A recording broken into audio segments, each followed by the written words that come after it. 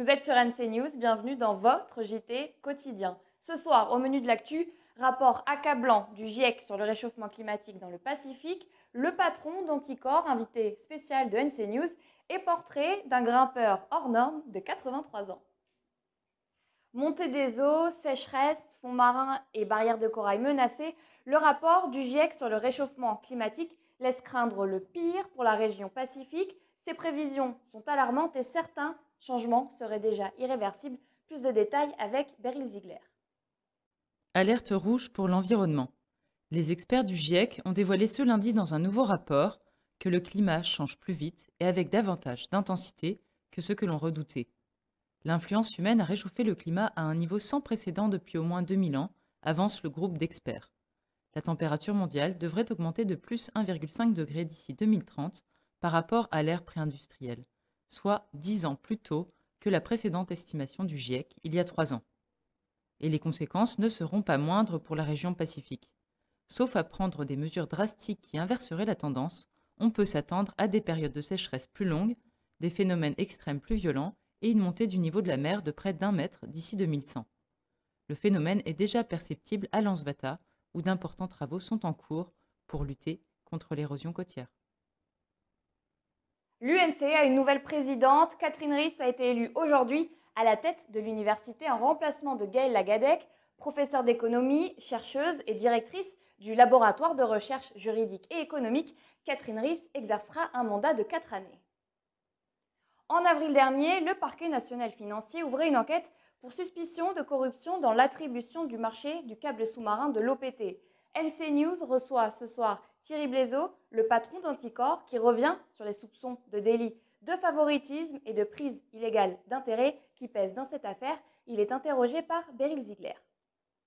Oui, alors le premier appel d'offres a été rendu infructueux. On va dire les deux candidats étrangers, chinois et japonais, ont été évincés. Et il restait ces deux sociétés, Hawaii et maintenant SCCI, et puis ASN, Alcatel Submarine. Et alors pourquoi est-ce qu'il a été rendu infructueux? Est-ce qu'on connaît la Alors, raison? écoutez, il est très difficile de retrouver les raisons pour lesquelles ça a été rendu infructueux. Le seul argument que j'ai pu trouver, c'était un argument de l'ancien président Gaël Yano de l'OPT, Gaël Yano qui disait que il fallait faire un deuxième appel d'offres parce qu'il fallait faire des économies, c'était important. Ce deuxième appel d'offres, tout d'un coup, il décide que ça doit passer par Fidji. Alors, Fidji, parce que c'était l'offre, ça correspondait exactement à la première offre d'Alcatel. Les conditions, en tout cas, étaient nettement à l'avantage d'Hawaii, parce que ça... C'était financé par des privés Oui, mais ça ne passait pas par Fidji. Donc, automatiquement, lui, le Hawaii ne devait pas, n'allait pas s'embêter à faire une déviation vers Fidji. Ça n'avait aucun intérêt. Ils ont un câble qui passe entre la Nouvelle-Calédonie. Il y a même une prise de raccordement, comme une prise électrique, qui est toute prête. On branche et c'est tout. Et c'est ce qui vous fait dire qu'il y a eu potentiellement un soupçon de délit de favoritisme. Pour moi, c'est presque très troublant, on dira. Hein. On peut le soupçonner. Et c'est pour ça que le parquet national financier a repris cette affaire. Ces accusations sont les suivantes. C'est soupçon de favoritisme, de corruption et de prise illégale d'intérêt. Prise illégale d'intérêt, voilà, exactement. Le comité territorial antifraude occupe le terrain. Celui-ci présentait les résultats de sa dernière opération menée dans 4 établissements de nuit de la baie des Citrons. Au total, 123 personnes contrôlées et 24 infractions relevées. Cette opération portait notamment sur le contrôle du respect de la législation du travail, de la protection des consommateurs et de celle concernant le code des débits de boissons. Une Calédonienne championne de France de cyclisme sur piste Océane Tessier et son équipe ont remporté le titre et pris la première place en 4 minutes 40 secondes et 840 millièmes. La compétition s'est déroulée la nuit dernière pour nous sur le vélodrome de Bourges.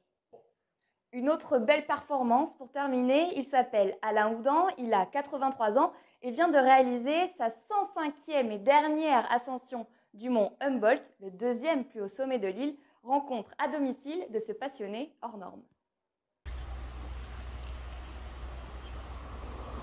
Bonjour Adrien, bienvenue chez moi, l'homme du mont Humboldt. Alors là, c'est ma 100e ascension du mont Humboldt. C'était le 19 avril 2013. C'était pour mes 75 ans avec mon fils et le premier petit-fils. Voilà. Je mets ça parce que des fois les gens ils font pas attention et ils font sauter le rail.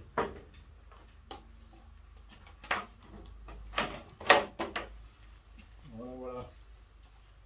Et ça, c'est la bouteille de champagne que l'on a bu au sommet pour commémorer l'événement, pour fêter l'événement. Non, on a eu le temps d'évacuer les vapeurs. Ouais. Là, on revenait de la côte oubliée. La Nouvelle-Calédonie, c'est vrai que c'est une île qui est quand même importante et qui est très variée entre les deux côtes, le nord, le sud. Il y a beaucoup de possibilités de randonnée. C'est un grand terrain de jeu. Ici, les anciennes mines.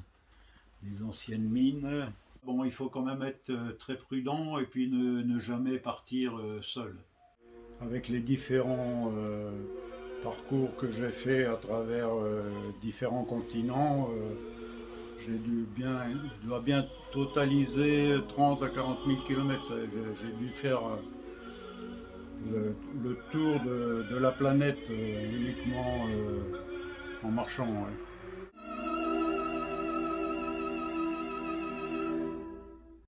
Merci d'avoir suivi l'actu sur NC News et à demain pour un nouveau JT.